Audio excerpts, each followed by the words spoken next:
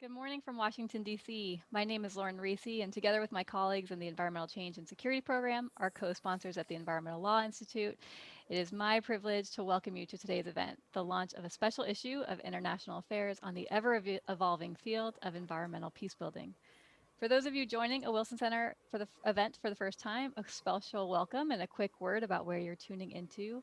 The Wilson Center is the living memorial to President Wilson. Our mandate is to bridge the worlds of policy, practice, and research through nonpartisan, independent analysis and open dialogue. The program I direct, the Environmental Change and Security Program, or ECSP, works to build these bridges around issues related to non-traditional security, connecting the intersection of environmental change, health, and security to foreign policy and international development.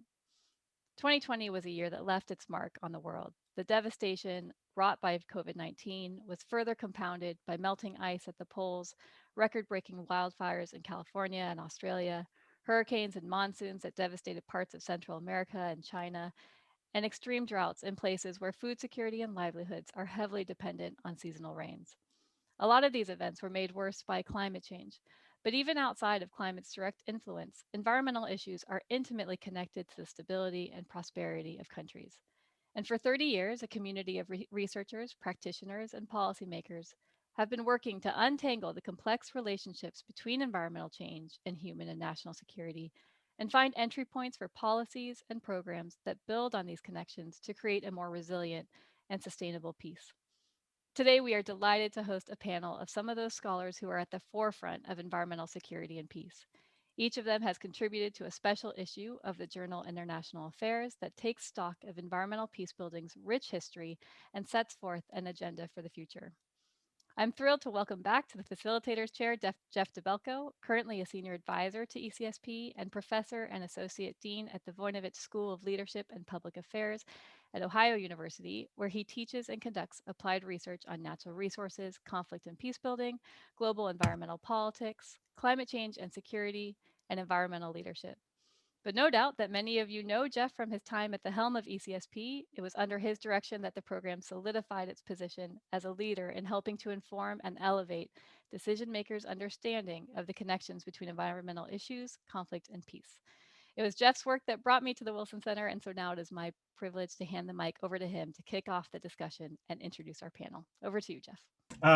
Thank you, everyone. Thank you, Lauren, for that kind introduction, and thank you all for joining us. This is a real opportunity with this special issue of International Affairs on environmental peacebuilding. It's one that I think makes a real contribution, carries us forward, and at the same time represents the best of the past waves, as we called them, and charts a path going forward. So let's jump right into a quick introduction of what we're talking about when we're talking about environmental peacebuilding.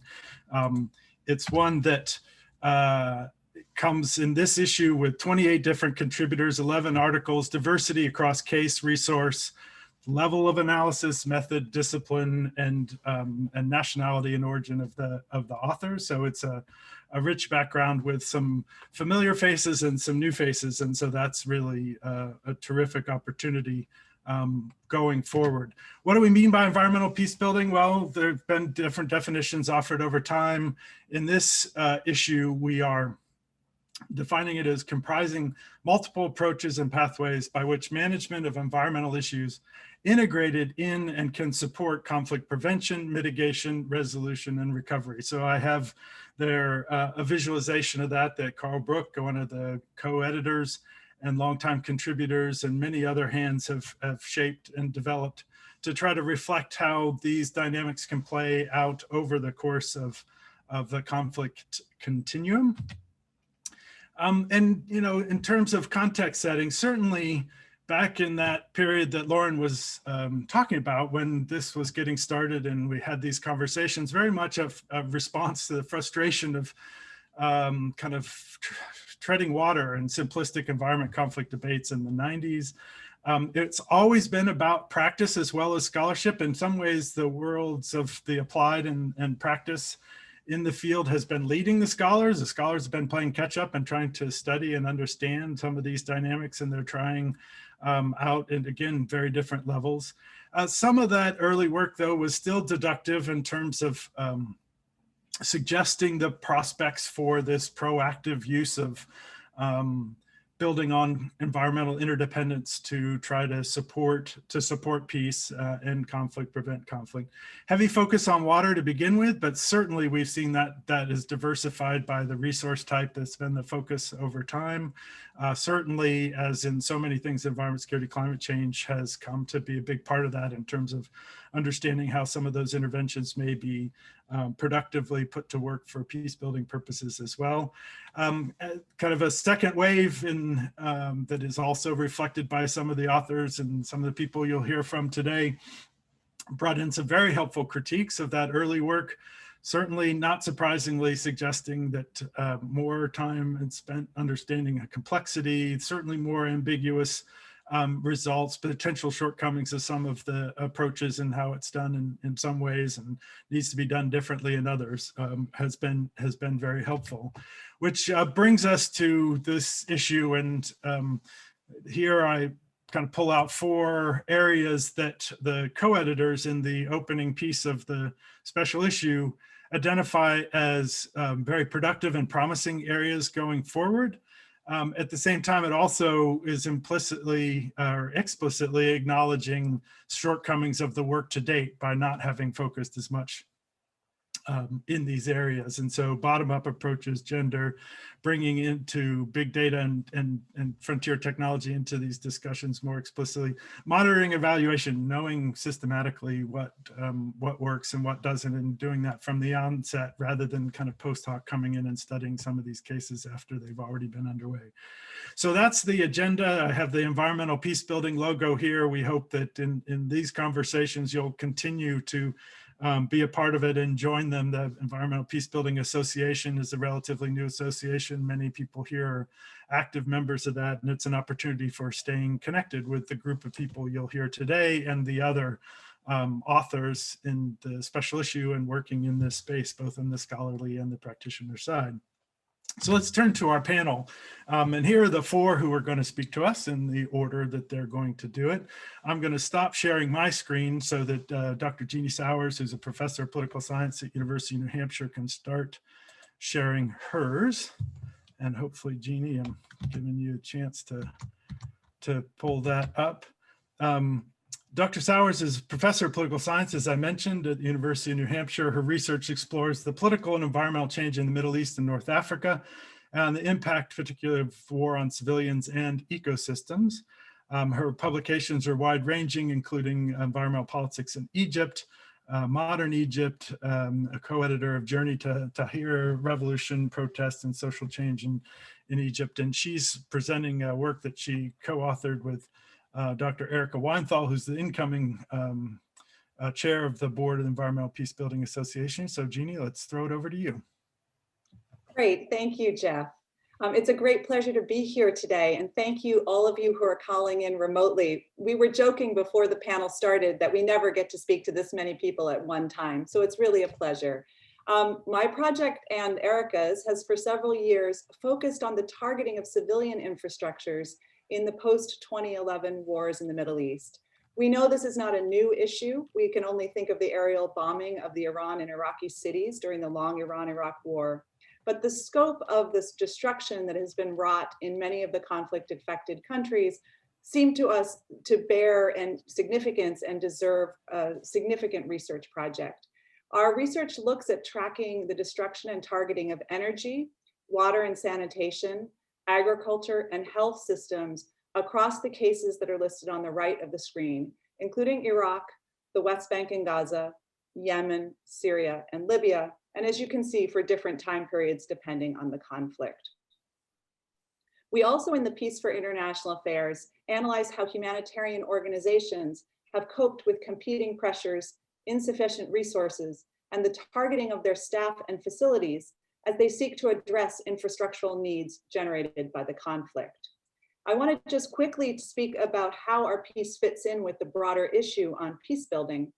As Jeff mentioned, central to the field of environmental peacebuilding is the recognition that armed conflict damages the environment and associated infrastructures that are critical for sustaining human health, livelihoods, and security. From our perspective, infrastructure mediates the relationships between human activity and the environment. We focus on the degradation and loss of public services because the environment for us is not simply a set of natural resources, but is also a shared public space and the domain of public health.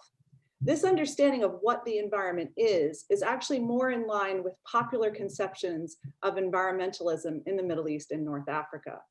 In this region, lack of public services and basic infrastructure is tied not only to environmental contamination, but also serves to deepen local and regional conflict.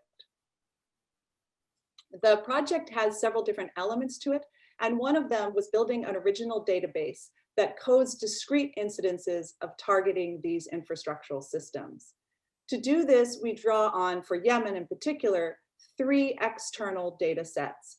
These include ACLED, the Armed Conflict Location and Event Database, the Civilian Impact and Monitoring Project, as well as the YDP, which is the Yemen Data Project, which is an NGO kind of organized civilian reporting project. That data is included where we can verify it. We also, of course, use data collected by the Office of the Coordinator of Humanitarian Affairs and a variety of human rights groups. We collect gray literature and documents on the cumulative effects as well, and we've conducted fieldwork and interviews with humanitarians and international organizations working in Yemen. I wanted to just briefly frame some of our concerns by thinking about starvation as a political act and as a form of atrocity. In our interviews, I put one up on the left, where a person who had come back from working for 4 years in Yemen, a rather high up official in the World Food Program, noted the connection between the destruction of infrastructure and human rights. She said, there is so much destruction and much of the infrastructure is not operable. Basic systems that underpin human rights have been rendered not functional. And of course, the UN has come out quite strongly as well in basically saying that the Yemen war is a war in which people are choosing to allow others to starve. So that's kind of the framing in which I want us to start thinking about the questions of hunger in Yemen. Most of you have already seen the IPC classifications for early warning for famine. And I just want to call your attention to the fact that if you look on the bottom right map, which is the projected situation, you see that the current situation where almost over 5 million people are in acute emergency is actually going to expected to deepen in the next 6 months. And we can talk about in the Q&A why that's happening and what should be done to address it. I want to present briefly our findings for Yemen as a whole before I turn briefly to talking about agriculture. So when we look on the left, you'll see a bar chart that represents the incidents in the database from 2010 to 2019. Energy is the only sector that's targeted after the uprising, the revolution in 2011 in Yemen, up until the Saudi-led coalition, according to the open sources that we were able to access. Those energy attacks are primarily on the oil and gas pipelines, the 2 of them, the major ones that run through Yemen to the southern coast, mostly by non-state armed actors. After the Saudi-led coalition enters the war, we see a significant uptick on attacks on all kinds of civilian infrastructure. This both represents better data reporting in our sources, but it also reflects the escalation and intensification of attacks on civilian infrastructure. If you look at the table on the right, you can see we have put the incident numbers by sector. So a total of 1,941 incidents. A majority of those were on houses and farms in agriculture, which also includes attacks on markets, food processing plants, and the like. If we have time in the Q&A, I'm happy to talk about the dynamics of targeting energy, health, transportation, and water. All of those are actually explicated in the international affairs piece, but in the interest of time, we can't do it right now. The map here shows you basically the frequency and intensity of civilian targeting. The circles represent by size the number of incidents on the same rough location to the best of our ability to determine it. And again, you can see here that agriculture is the most frequently targeted. It's also worth noting that frequency of targeting is only one indicator of harm. In other words, an attack on a power plant can take down electricity and water supplies for cities and villages for miles around, whereas an attack on a farm is very localized. So frequency is not necessarily an indicator of harm, but it's still an indicator of the scope and severity of these attacks. On the map, you can also see that the highest proportions of food insecure populations are in areas where there has been protracted fighting, where there are large numbers of internally displaced persons, and where there have been sustained and concentrated attacks over time. After 2015, the attacks on Al Hodeida and other ports increased significantly, primarily by Saudi-led coalition airstrikes, as well as in the area of the Northern Highlands and towards the Saudi border. The areas around Sada, Sana'a, and Taz have borne much of the brunt of the conflict, as you know, as well. And briefly, I'm going to just talk about the findings of the actor attributions. These are very complicated because the data sets often report them as unknown, which is why the 20% figure down on the right is so high. And also because the data sets definitely focus on airstrikes, we end up with 67, a little bit over 67% of all of our incidents resulting from the Saudi-led coalition. So we're not trying to say that we think these are purely accurate, but what we're trying to say is, given the limitations on data collection and resources, this is the pattern that emerges.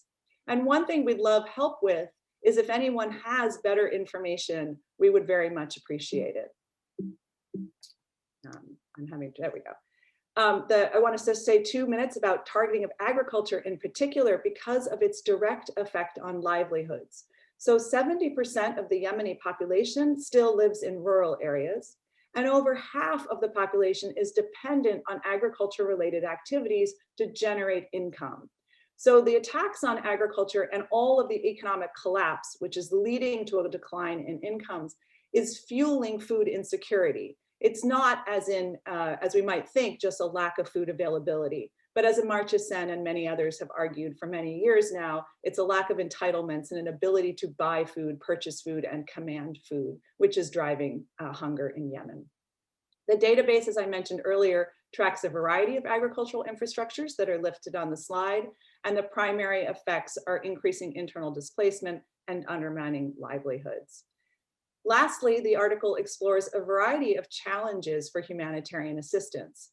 These range from the sort of overarching problems of the conflict to more local on-the-ground issues.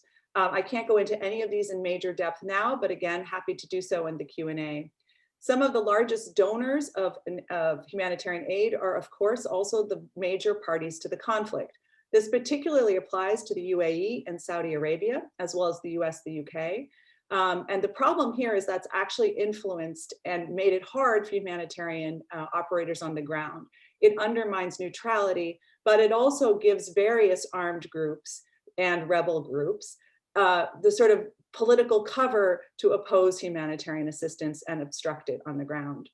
The aid is much less than, of course, needed, and notably much less than expenditures on the war by the major parties. We can talk about in the Q&A the problems that have emerged with the blockades, both naval and air blockades, and the fact that UN attempts to basically verify and monitor shipments of aid have actually been producing a cumbersome and bureaucratic system, which is entirely insufficient. I'm not going to talk about the rest, except to just focus quickly on the last one, that humanitarian agencies have been targeted, as we know, despite providing quite specific coordinates to the Saudi-led coalition and others. And as you can see from the photos from MSF Yemen on the right, this includes putting large signs on the roof of buildings to try to deter airstrikes. The implications for environmental peace building are numerous. The first is that while we looked at these attacks by sector, all of these sectors are interlinked with reverberating effects. And to just give one concrete example, when the World Bank did a 2020 needs assessment for economic reconstruction, looking at 16 Yemeni cities, only 10% of the energy facilities had been damaged in the way that we track, but 85% of the facilities were not functioning because of a lack of fuel. Speaking directly to the cost to the environment, a collapse of water and sanitation systems has led to the contamination of water and soils, but this is extremely understudied. It's led to degradation of forests and rangeland as people actually overcut for fuel, fodder, and construction. And thinking about, again, infrastructure as the intersection between environment and human activity, it has undermined resilience to disease, disasters, and climate change. As you all know, Yemen this year has seen actually quite catastrophic flooding. It's seen unprecedented locust swarms. And in these outbreaks, we've also, of course, seen the largest recorded outbreak of cholera, which is actually still ongoing in Yemen.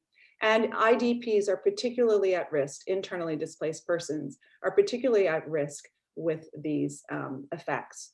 To learn more or to engage with us, and again, we are very open to critique, to criticism, and most importantly, new insights and sets of information. I've left on the slides for another time if you're interested in our publications or how to reach us. Thank you so much, and our funders are on the right, and we are very grateful for all the support we have received to them, and thank you so much for this opportunity to share our work with you. Terrific. Thank you so much, Dr. Sowers.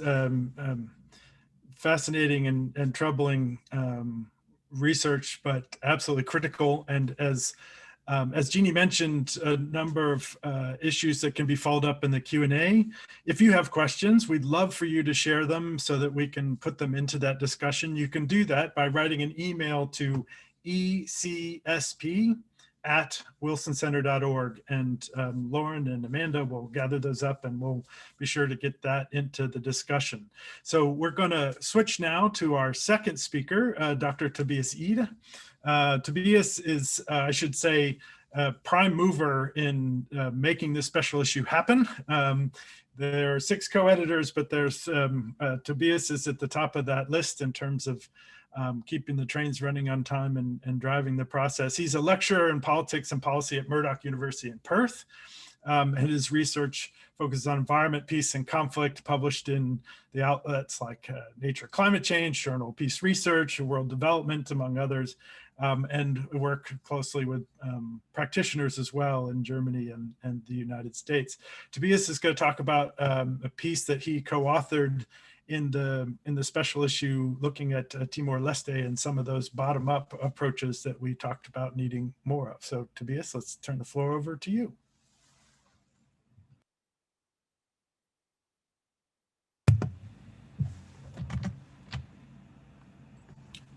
Yeah, Jeff, thanks for the kind introduction and for the kind words. I will try to start immediately so we don't lose a lot of time. So as Jeff mentioned, I'm presenting a co-authored piece today. I've written with Lisa Palmer and John Burnett from the University of Melbourne, where I've also worked until very recently and done a lot of work for this paper. So the paper and the presentation is on environmental peace building from below, customary approaches in Timor-Leste.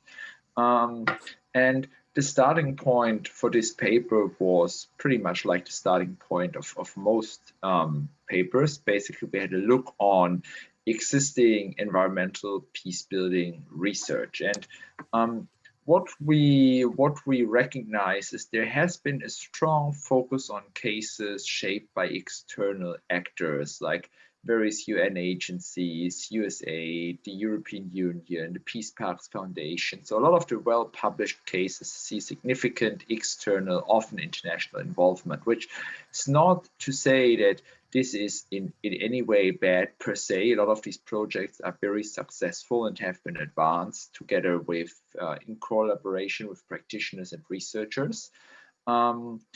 Yet there is, or there has been, I think the special issue addresses this rather well, but there has until recently been a lack of knowledge on the bottom-up processes on environmental peace building dynamics between or within local communities that see limited or no external or international involvement. And we consider this lack of attention to be problematic for at least 3 reasons. The first being it might convey a bit of a problematic representation that local people in the global south are not capable of solving environmental and conflict issues on their own by just ignoring a lot of the amazing everyday work they are doing and basically solving these problems without any international involvement or recognition.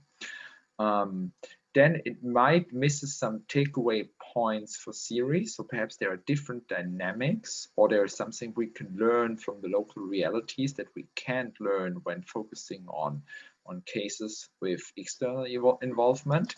But there's also a lack of insights for practitioners who often face or find these local practices of environmental peace building, but there's been very little research on how they engage with it and how they work with it and how they interact with it. And as some of you might recognize, we have some strong resonances here to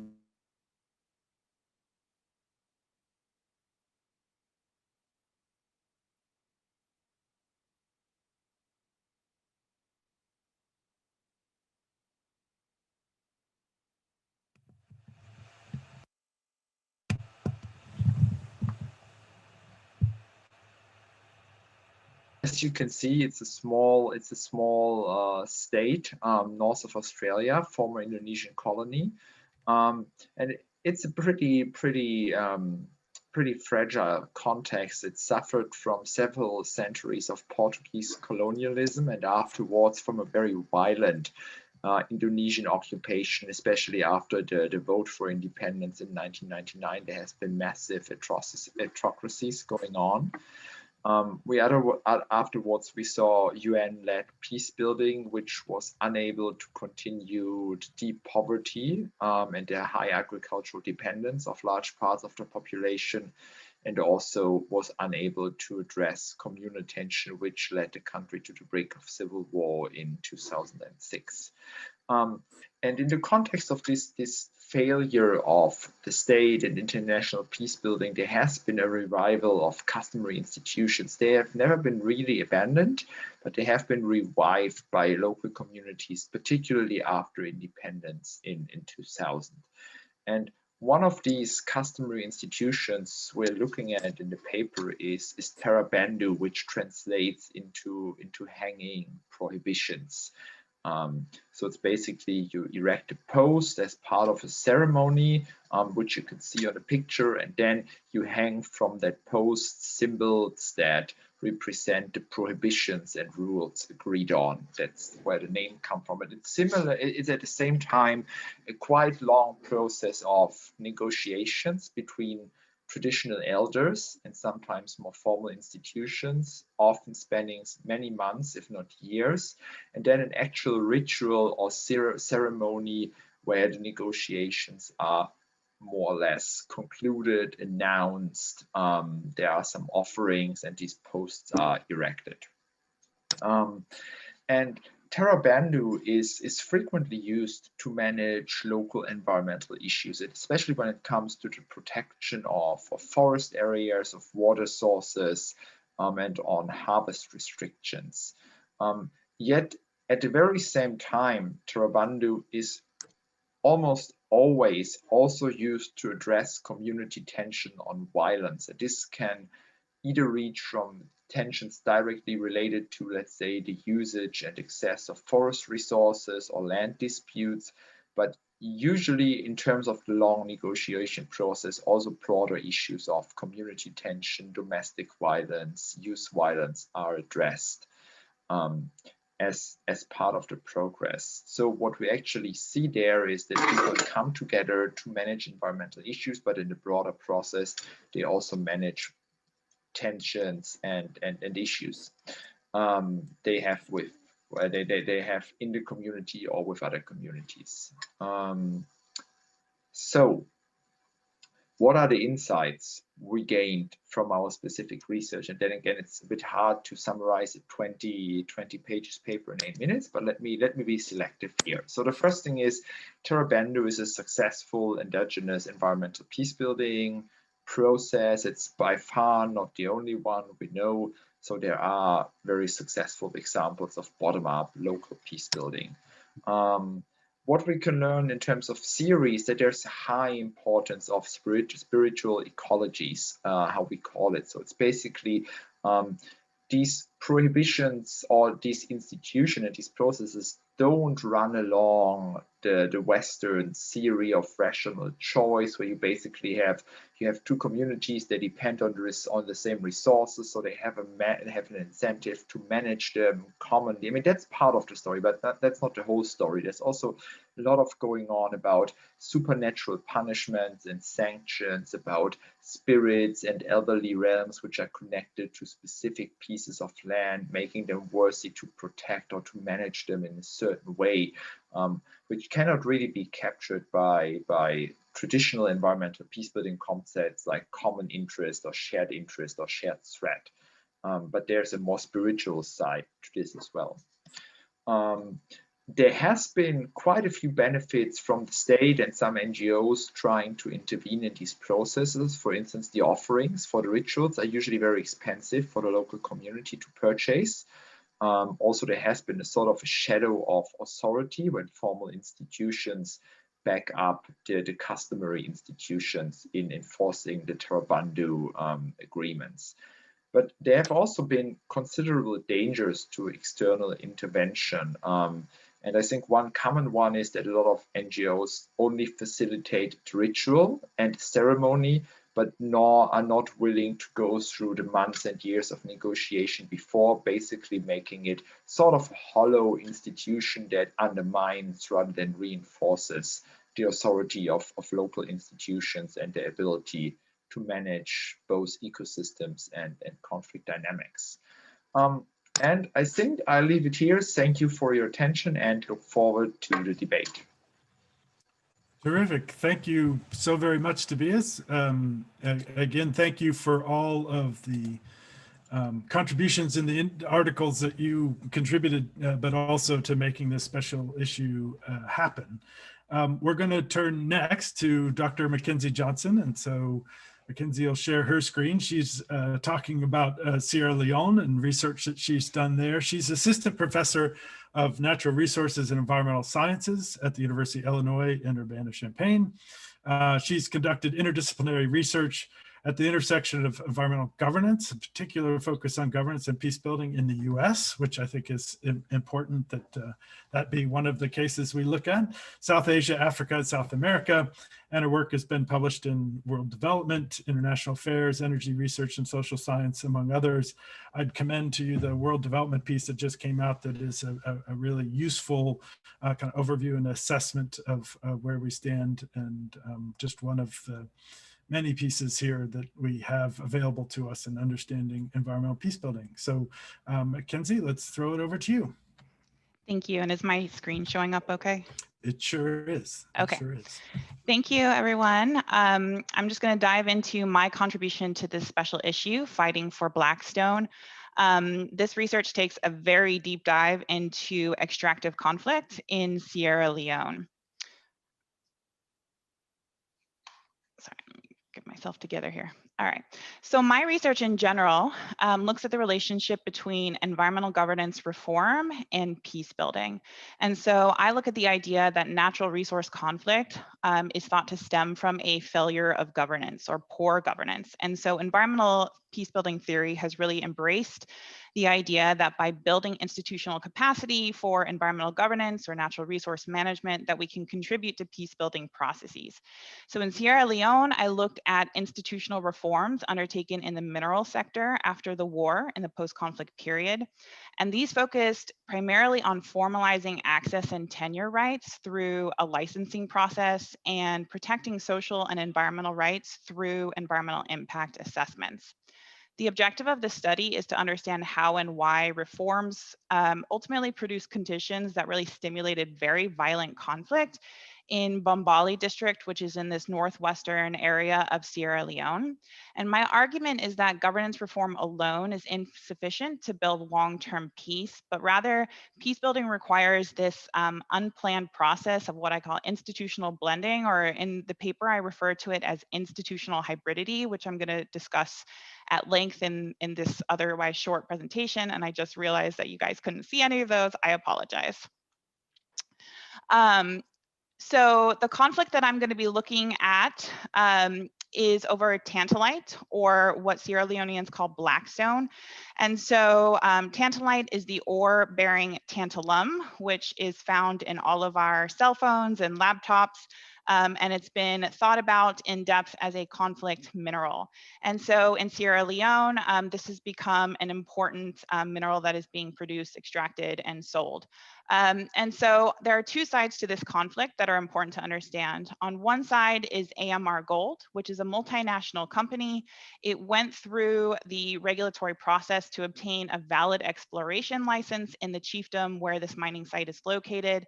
And its claims are supported by the National Minerals Agencies, which is the prime regulatory agency for minerals licensing in Sierra Leone. And their claim was that they held an exploration license and had the sole rights to explore and extract tantalite in this mining site in the Selalimba chiefdom. On the other side, and this relates to what Tobias was just talking about, we have this local landowner cooperative, SLM Miyako, which was financed by an external Irish investor. They also claim to have gone through the legal and formal regulatory process to obtain artisanal mining license to mine tantalite in this mining site. Their claims were supported by the Environmental Protection Agency of Sierra Leone. And that claim was that Miyako, the landowner cooperative, is actually made up of the rightful customary landowners, and that those landowners did not consent to what AMR Gold was doing in this mining site. And so what's really important in this conflict is to understand that both sides actually claim to be the ones that are complying with the regulatory process as it is dictated by Sierra Leone's mining laws, which were all passed and written in the post-conflict period. And so in looking at this conflict, two questions become really obvious. One was that these sides disagreed with who actually possessed extractive rights. And the second question was, how should those rights actually be assigned? And so for AMR Gold, these questions were obvious because they used the existing institutional landscape as it was designed after the Civil War to basically assign mineral rights through formal legal regulatory processes. Miyako, however, understood these questions through a hybridized institutional landscapes. So they were making their claims by melding customary institutions, bottom-up institutions or indigenous institutions, specifically focused on land tenure and dispute resolution with the formal legal process. And by this kind of institutional blending that they were doing, they argued that according to Limba custom, AMR Gold did not consult with the correct landowners, and that therefore they could not be in compliance with the formal process as it existed. And so for Miyako, for this local landowner cooperative, this wasn't a mining or an extractive dispute, but it was a land rights dispute. And land rights depends in large part on custom.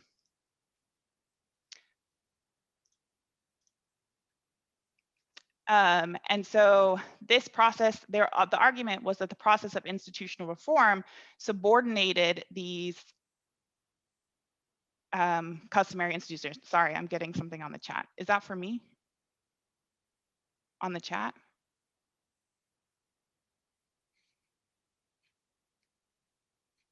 Never mind. You're good, Mackenzie. No worries. Okay. Sorry.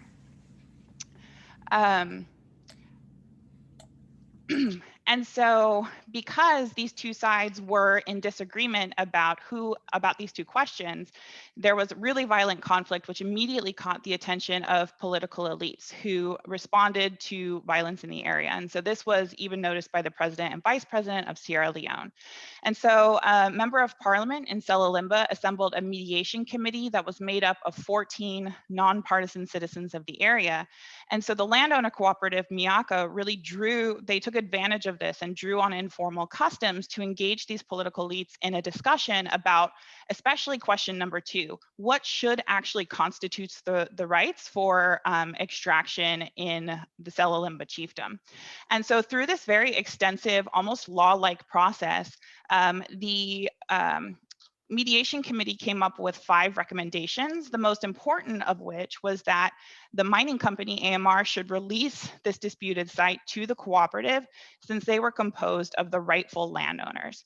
And so this decision really angered AMR Gold, because from their perspective, to recognize Miyako's claims through this kind of hybrid institutional process suspended the rule of law. It went against what the law was trying to change in the post-conflict period. And essentially, right, the idea was that everyone was trying to change the rules of the game in the middle of the game as it was being played. And so a question that might arise for you at this point is, where is the state, right? Where are the regulators that are supposed to be monitoring these conflicts and, right, putting them through institutional processes that would allow one to resolve it without violence? Well, the formal regulatory process also could not resolve this dispute because, as noted, the Environmental Protection Agency backed Miyako. And so the EPA was arguing that the company, the multinational company, was using the exploration license as a way to avoid conducting full environmental impact assessments, and that they were trying to establish a monopoly on the chiefdom in order to gain all extractive rights and lock out their competitors, mostly who were small-scale and artisanal miners. The National Minerals Agency, on the other hand, backed AMR Gold. AMR had been issued arguing that AMR had been issued legal licensing and that the EPA was overstepping its authority and boundaries.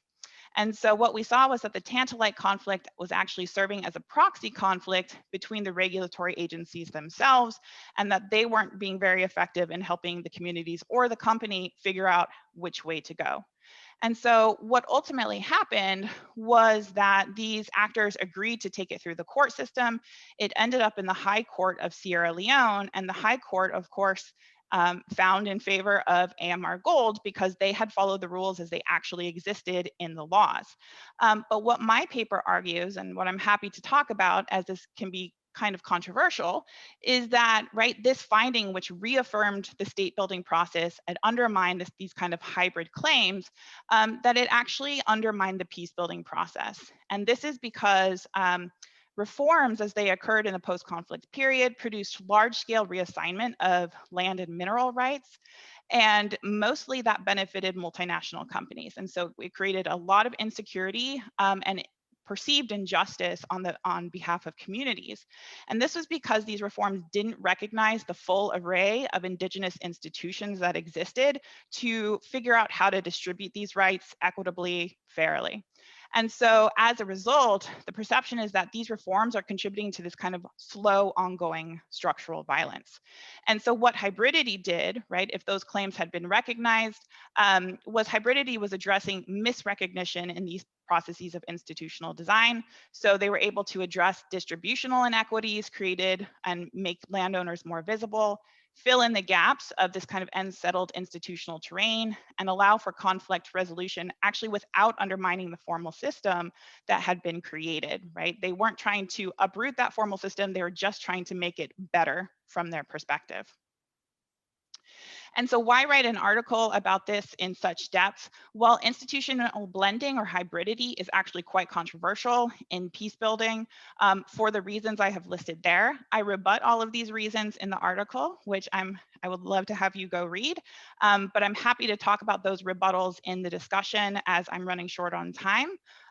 But otherwise, it's an important concept that I think really we should be thinking about how more to position good governance or ideas of good governance, especially in minerals extraction, to facilitate peace building. So thank you, and I'll turn it back to you, Jeff.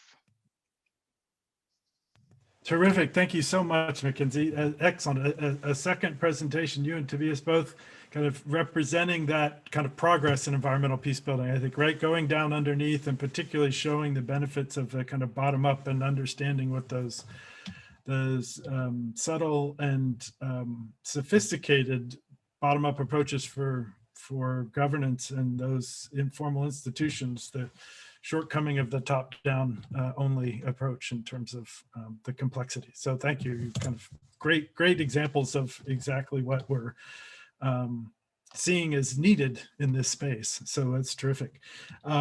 As Dr. Irene Velez-Torres pulls up her PowerPoint slides and shares those with you, I'll just remind those watching that you can submit a question for our discussion period by emailing it to ecsp at wilsoncenter.org, and we'll get those questions into the discussion that we'll have following this last but certainly not least presentation by Dr. Velas Torres. She is a scholar from Colombia conducting critical studies of the nexus between social inequalities, environmental damage, deprivation, and violent state formation in the context of historical impoverishment and marginalization.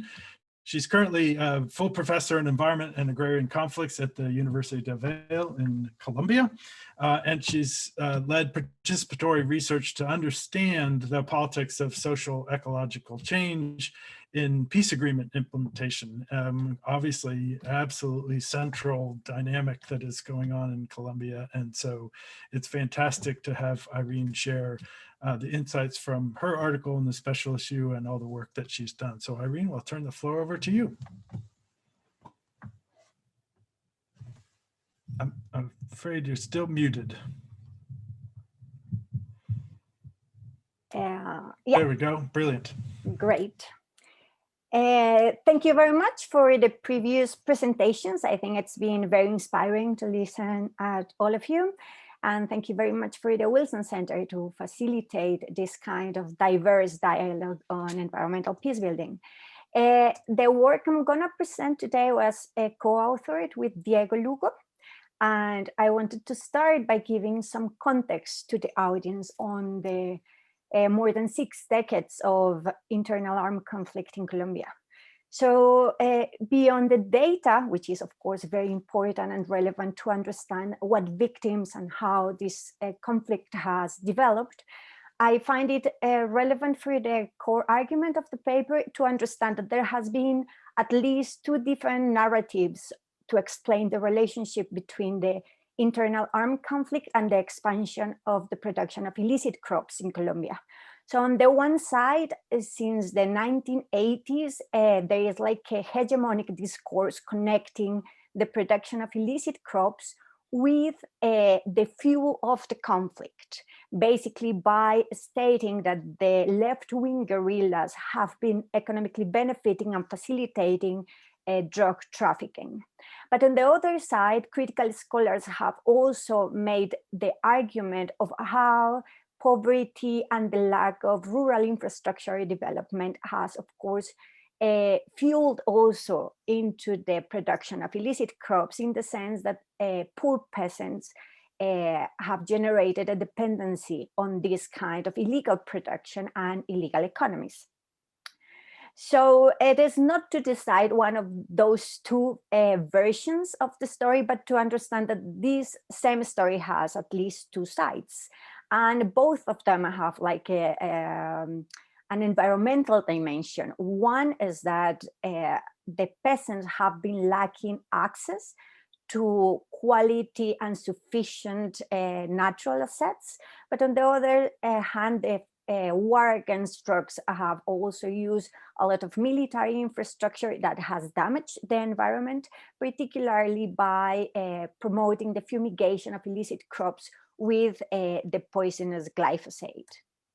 So in this context, the peace agreement signed in 2016 by the left-wing guerrilla FARC-EP with the Colombian national government proposed a very innovative approach to fight drugs production, but at the same time to favor an integral agrarian reform. So it was basically a combination of voluntary substitution of illicit crops that was going to come next to their access and formalization of land for landless and poor peasants. So it resulted in the formulation of a comprehensive program for the voluntary substitution of illicit crops, pennies in Spanish, that included 99,000 coca peasants and aim at substituting more than 60,000 hectares of coca crops. In this context, we decided to follow up the implementation of this program, particularly in the Cauca region that, as you can see in these 2 maps also shown in the paper, has shown the expansion of coca crops during the last 3 decades. So in this context, we asked two connected questions. The first one is if it is at all possible to contribute to environmental peace building and political stability without making a big change in the land ownerships relationships and in the agro-export production model. And the second connected question is if the corporate-led substitution program that has been partially implemented by the government can really generate positive change, or on the contrary, can enter into a new cycle of violence. So we are standing on political ecology and critical geography to answer those questions. And for so doing, we propose in the paper a connection between the state's effort to facilitate green corporate agrarian development as a path to generate slow violence, in the sense that the type of packages that are supported and brought by the government to the territories and to the impoverished communities are all based on agribusiness and corporate agrarian development. And because of the poison agrotoxics that are used, but also because of the monocultures that are promoted, we find this as a promotion of slow violence, which can connect to a new cycle of internal armed conflict in Colombia. We've been in the territory of North Cauca for over 3 years, conducting ethnographic fieldwork, a lot of formal and informal dialogues with coca peasants, marijuana growing peasants. And we have also participated in meetings with the state officers which help us to understand the relationship between the peasants and the state building in this particular transition period after the signing of the peace agreement. And after 3 years, our main findings in this territory is that basically 0 hectares have been given as new land to the coca peasants and to the landless peasants from this region. No land has been formalized so far, despite it was one of the main promises made in the peace agreement. The finances that were promised to replace the coca crops for legal agricultural projects have not been secured. No marijuana growers have been included, which is very crucial because in this particular geography, coca and marijuana is produced in the same farms and by the same people. So if you replace only the coca, basically the whole constellation of actors and of conflict continues, and to facilitate, of course, the production and the commercialization of marijuana. And another key factor is that no coca pickers have been included in the program, which of course excludes a huge amount of people who work in these areas and who are now migrating to another coca producing geographies. So we understand this context as full of false promises of transition.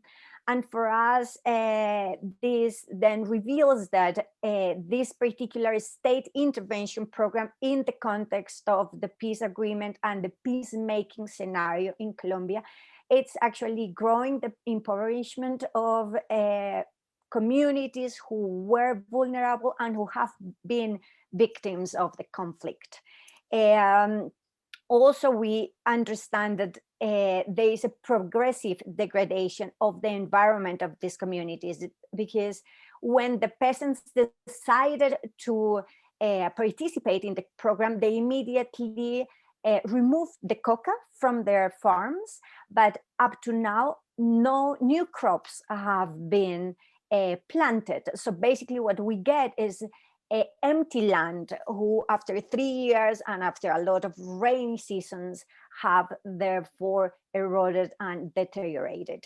The promotion of monoculture and commoditized agriculture is violating customary visions of the peasants and is actually showing no respect for traditional livelihoods, food sovereignty, and food autonomy, which in these regions of rural Colombia are very important because peasants are also indigenous and Afro-descendants who have ethnic rights granted by the Constitution. So I hope that I have given you enough insights to be curious to read this paper, and I am very happy to respond to questions in the Q&A session. Thank you very much. Terrific. Thank you so much, Irene. Another rich presentation, and I must say compliments to all four of our presenters for being rich in their presentation, yet concise, which is not always the case for academics. And so we have some folks who are very well practiced in communicating complex research results in a tight and concise manner. So thank you for that. And thank you because it gives us a chance to have a discussion among ourselves with questions that we have for each other and reflections about what are clearly some really interesting connections across four different places and cases, as well as the questions that we get from our audience. And I'll just remind the audience that we would love to hear your questions.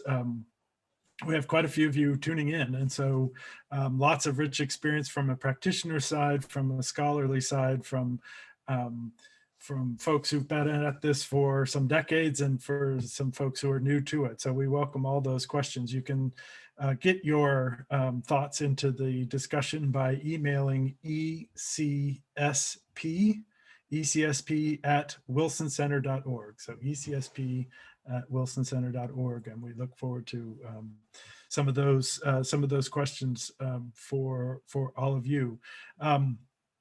But let's jump into it. I think one question that has come up in some of what we're hearing from the audience, but also from those of you with hints of it in the presentations and follow-on conversations is the ebb and flow of, we'll call it environment security, that's included environmental peace building and environment and conflict and environment and security.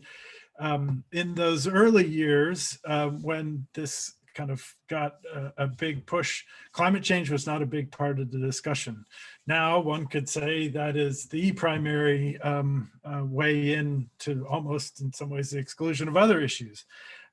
So I would ask the panelists, in your case and in your broader understanding, because you've worked in multiple places, what opportunities, but also potential challenges are at play if and when we get serious about adapting to climate change and trying to mitigate it. And I can see, for example, the mineral intensity of green energy technologies makes me think that Mackenzie is going to be really busy in studying West Africa, because it's not just our phones, it's solar panels and wind power and such that have these mineral inputs. Certainly, I know the conversations that many of you are having with some of the practitioners, say at the development agencies, that are now being expected to push money out on climate adaptation in a way that doesn't create more conflict and hopefully is in a proactive way part of a solution by marrying these objectives that often, whether they be in an academic department or a government office or an NGO or kind of a ground-based local effort, they're often in different offices, different people, and so bringing together these issues. So climate change, how do we see that being more of the same or changing dynamics? I don't know, who would like to jump in? We can kind of use the same order, or I think there are lots of ways that this is an issue for all of these cases and all of you. You're all nodding, and so jump right in. Jeannie, let's go with you first. That's great. Just because of the order, and also because it's such a big issue for the region that we're talking about. As you all know, the climate change impacts are very much evident, so well underway, and I think in a variety of ways, and again, that interlock, which makes it extremely difficult.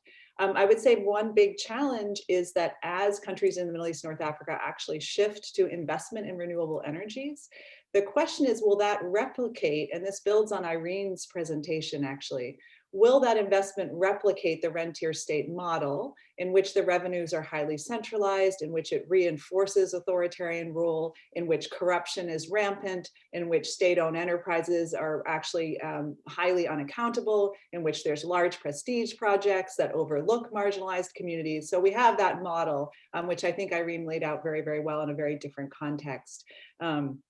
Or there's a lot of proposals on the table to do it in a different way, but of course those are up against very entrenched interests. So I think one challenge for both climate adaptation funding, but also mitigation through investment in renewable energy, is to really push this notion of both hybrid institutions, which, thank you, Mackenzie, I think is a really important point, and I think it's been made in different ways in different contexts, that melding kind of local institutions and initiatives is very important when thinking about these kind of investment structures. And I'll just add that there's some very interesting projects going on that I can put, send to the Wilson Center to put onto the page from some German think tanks and local Yemeni organizations about what peace building in Yemen will look like. And I think they make a very compelling argument, whether it's on the environmental and climate change front, or whether it's on conflict resolution front, that the marginalization since 2011 and 2012 of youth movements, of actually what was wide participation of women and wide participation of different regions, all of those factors will have to be important in thinking about conflict resolution at local and provincial levels, as well as the national level. Terrific. Let's use that order. Tobias, how about you next? Yes, so I would highlight two aspects here. The first one I see is that obviously, I mean, coming from a local bottom-up environmental peacebuilding perspective, it provides a tremendous opportunity for climate change adaptation. And if you leave the example of Timor-Leste, there's documented cases of cooperation around declining water resources between communities in Yemen in a very conflict-prone context or environment. There's both from West and East Africa, from the Sahel area, there are instances of cooperation between pastoralists and farmers, which usually have not the best relations, but in terms of drought, they put aside their hostilities to cooperate. So I think with increasing environmental challenges, there could also be a sense of increased, and I'm not saying these environmental challenges are good in any way. I mean, if there is a chance, we should absolutely avoid them, but as some of the worst impacts of climate change are no longer avoidable, I think there's quite a good potential for local communities to cooperate in managing environmental resources and to adapt to climate change, and at the same time to set aside broader differences in this context. However, and perhaps Irene and Mackenzie and also Jenny are much better suited than me to speak about this. There's also a risk that there is a bit of a dark side of this, and that there's state interest or huge capital interest going into sectors such as mineral extractions for renewables, bioenergy, biofuels, or just large-scale climate change adaptation and mitigation projects like solar parks in India or coastal dams in West Africa, which have tremendous conflict potential and also threaten to undermine peace building.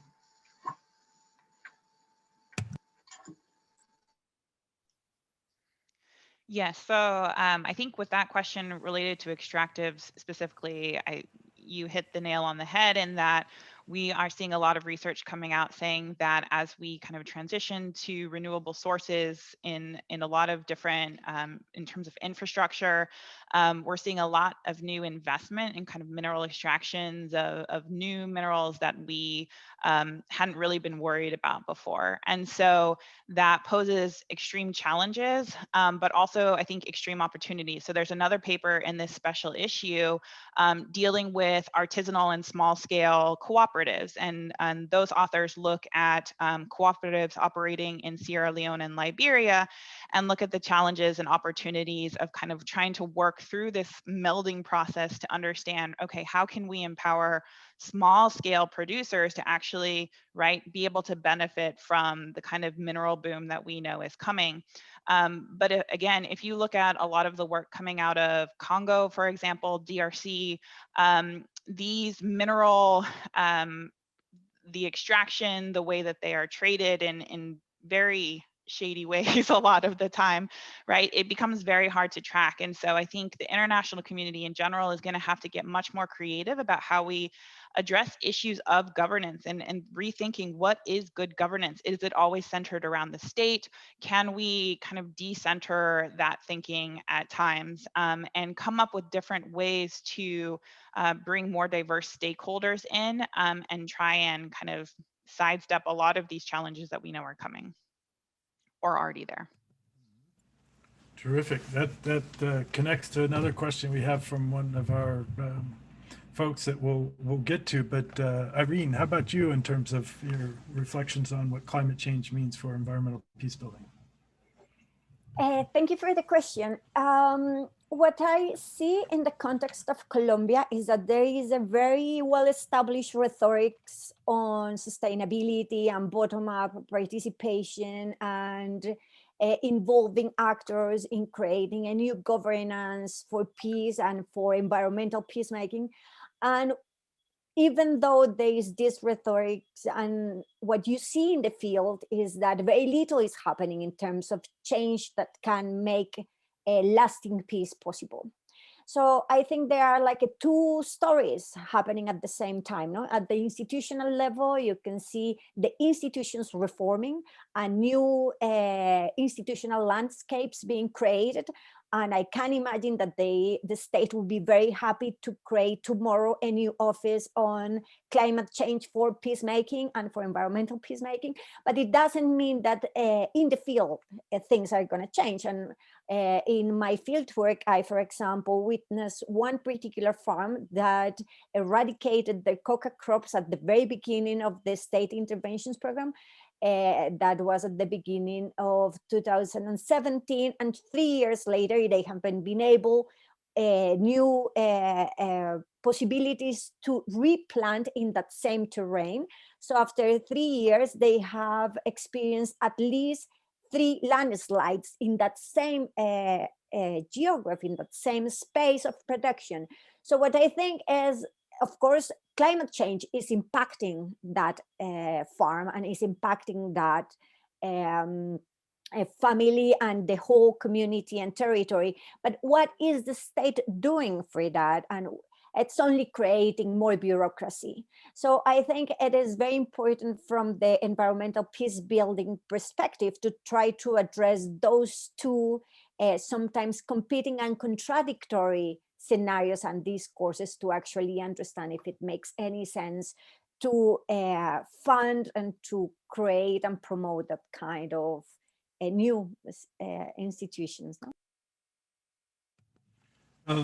These a number of your comments connect to the complexities on the ground and the additional players, and how do we define good governance, as Mackenzie said, and how do we get a more diverse set of players as seen as critical to the success. We have a question from one of our longtime contributors to the environmental peace building world, Dr. Larry Swatok from the University of Waterloo. And Larry makes a point that there's a massive literature of community-based conflict resolution that directly connects to practice and centers on resource use conflicts often.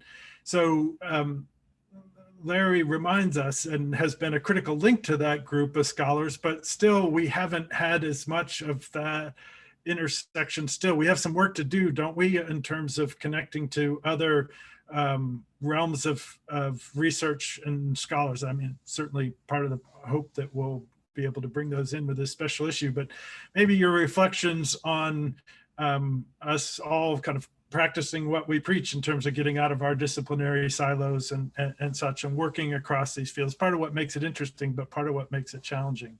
Would anyone like to pick up Larry's question?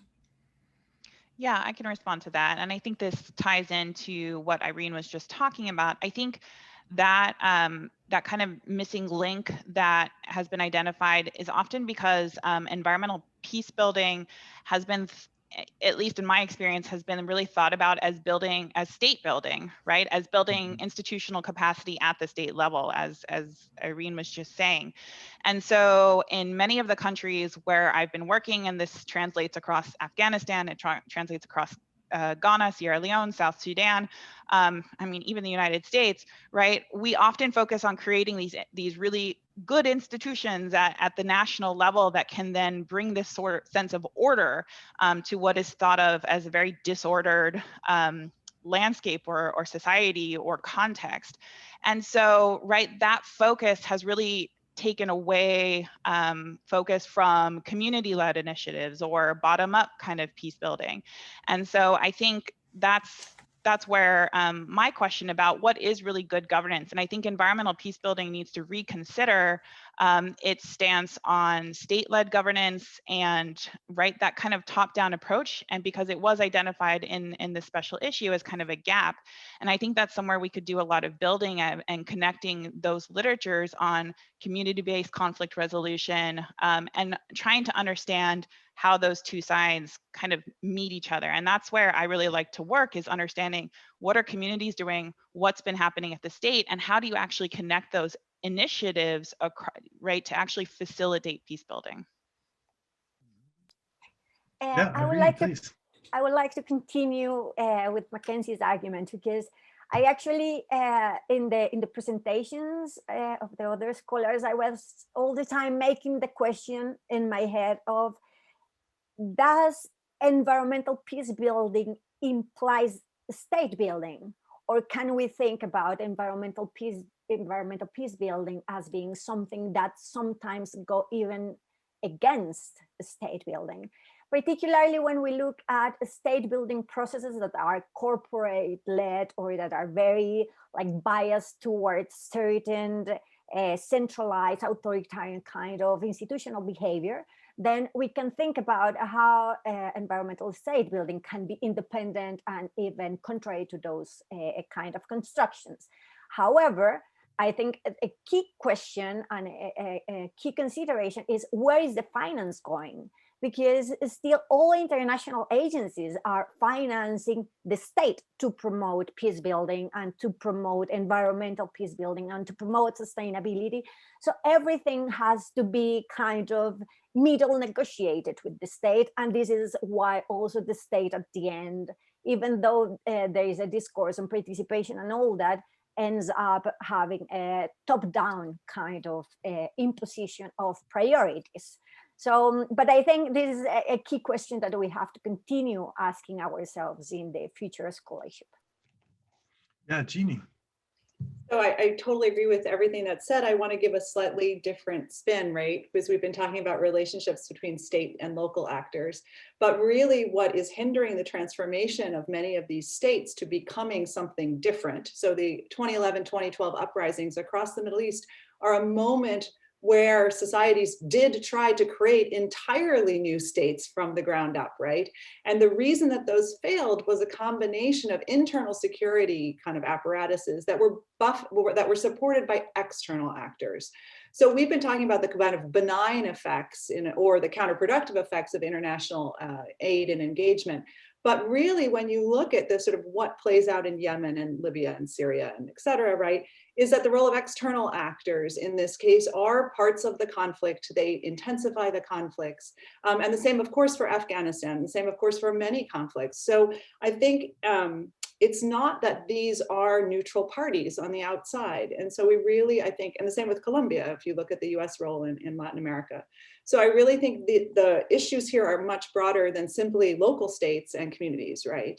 The real problem is also that the alliances and the international actors are not on the same page about what local development looks like and how to happen because of entrenched interests, whether they're in arms, whether they're in drugs, and it's sort of a whole set of rentier kind of profits that actually escalate up. So I think the problem is much greater. And on that note, I just wanted to say something about the Yemen War, which is that I think what our project tries to show in a way, at least for Yemen, is that the sort of unqualified support given to Saudi Arabia in particular and the UAE by the last administration really has deepened the problems on the ground.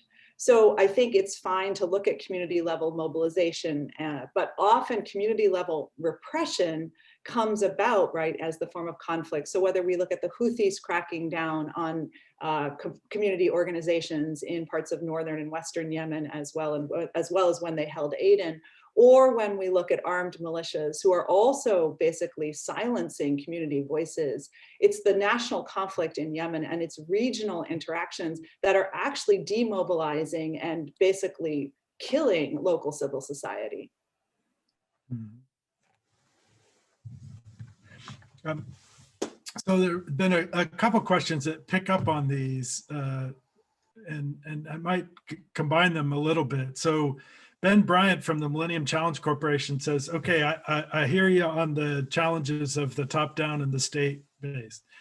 And it asks, like, for example, in Tobias's, the Tarabandu context, how do we, if we're kind of providing advice for getting some of these coping strategies, these mechanisms, these conflict resolution strategies, these bottom-up approaches, are there places that you can point to where those approaches are effectively brought to bear on top-down or state-based approaches? Where, you know, where is this being dealt with in a better fashion, or how would you recommend that some of these insights that you're kind of having kind of evidence from and cases on the ground to improve the practice of governance reform or making decisions about how to better make investment decisions, right? So how do we, if you're a practitioner, how do you operationalize the conclusions that you're finding so that we can have better best practices going forward?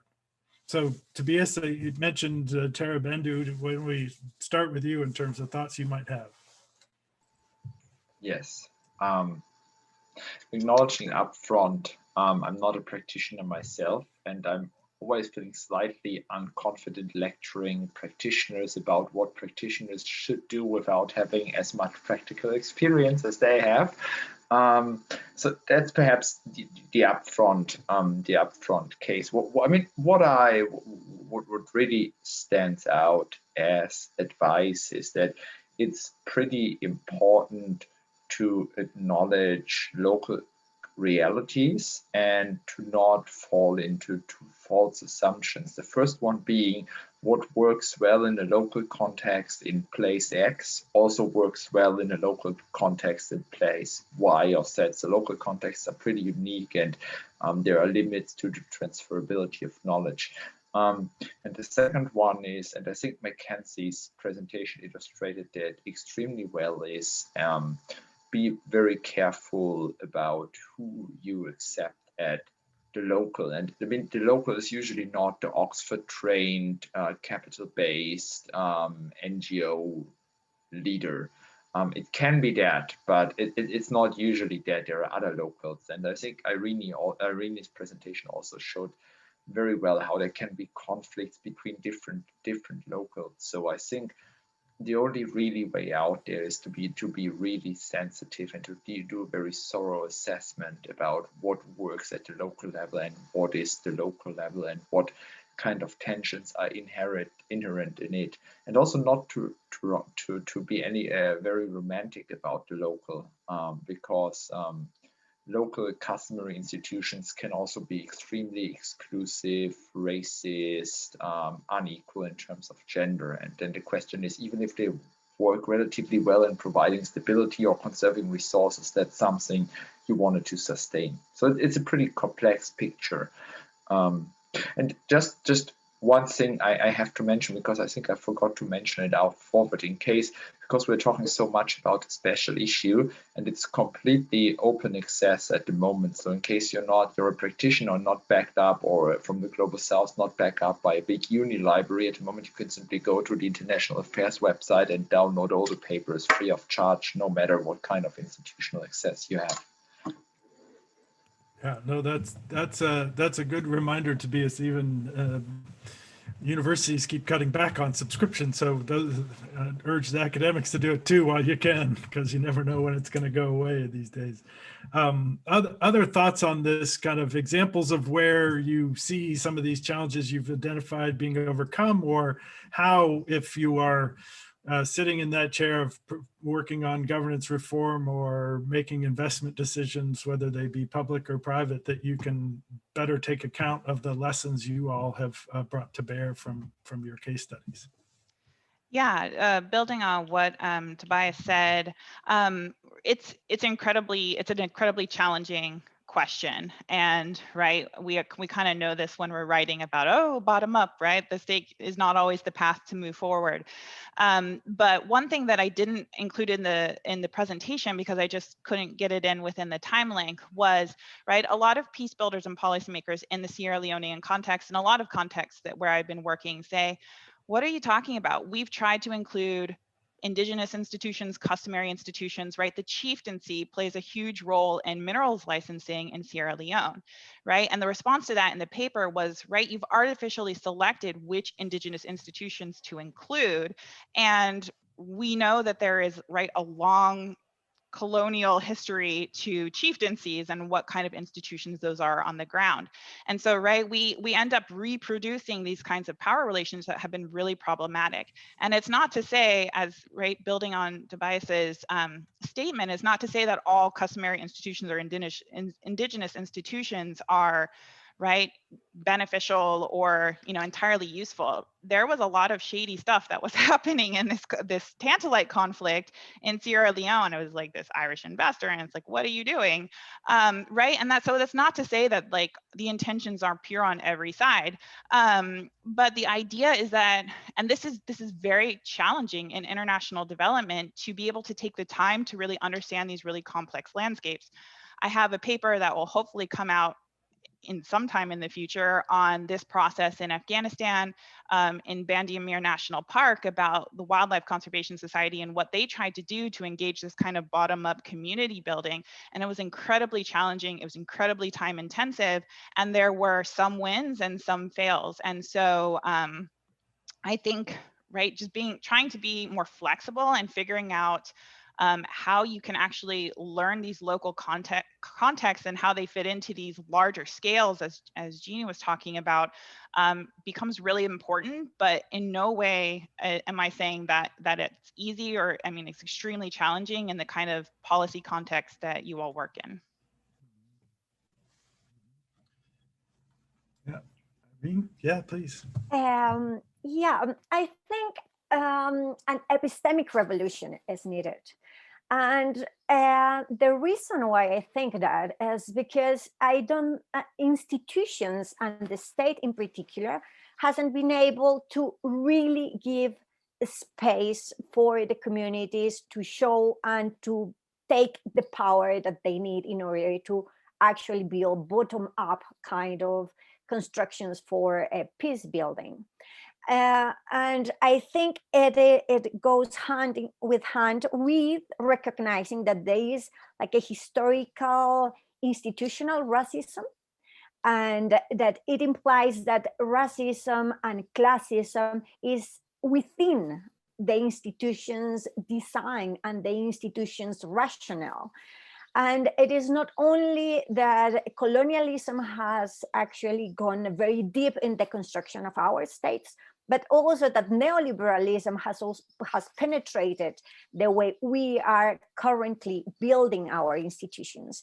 So I think if it is a necessary consideration, if we want to actually change this kind of way of doing politics, is to go from the liberal approach to peace building to a more customary way of doing it. And that implies to actually fight hierarchies of power and knowledge that I don't think states are prepared for, and maybe even the scholars. No, we are also confronted with that kind of challenges.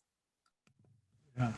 No, thank you, Irene. It's a good reminder that there's work for all of us in the epistemic revolution, right? You guys are great with some headlines here with redefining governance. And there are questions that continue to come in that unfortunately we don't have to time to dive into, but what is what role, if any, for environmental peace building in the Global Fragility Act, kind of a U.S. Foreign policy focused question to go forward and look to the Wilson Center and Lauren Reese and her leadership in facilitating those kinds of discussion. Teresa Bachman was asking about what roles critical geography can play in a more spatial analysis, where the divisions between top down and bottom up sometimes are, can be just as artificial, right?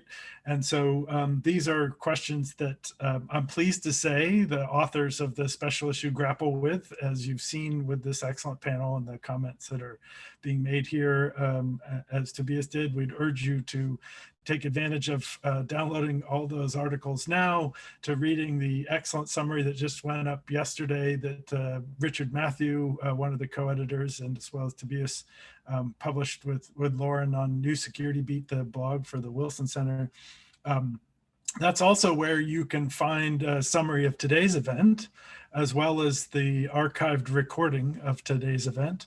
And so we urge you to come back to it, to share it with others, to actively participate in this discussion. There's clearly lots of work to do from a variety of perspectives in scholarship and in policy and practice. So we want to, again, thank all of our panelists, thank our hosts, the Wilson Center, Environmental Law Institute, Environmental Peace Building. A lot of hands went into doing this. The Journal International Affairs and Chatham House, thank you very much for the opportunity to put these topics in one place. It doesn't happen that often. Part of the reason I flagged the Environmental Peace Building Association is whether it's coming together on webinars when we can together in person, and with plans and hopes to have a journal that allows us to have a place that all these communities that have something to contribute can come and bring their work together and share it and criticize it and debate it and such. So this is what we are all dedicated to providing as a forum, as today's event illustrates, and we look forward to the contributions that we know will be coming from the scholars we've heard from today, the others in the issue, and all of you who've been working on these issues and joining us today with your excellent questions and sharing your time and attention. So on behalf of the sponsors and the special issue, want to say thank you very much. Thanks for tuning in, and look forward to seeing you in the next event. So thanks so much.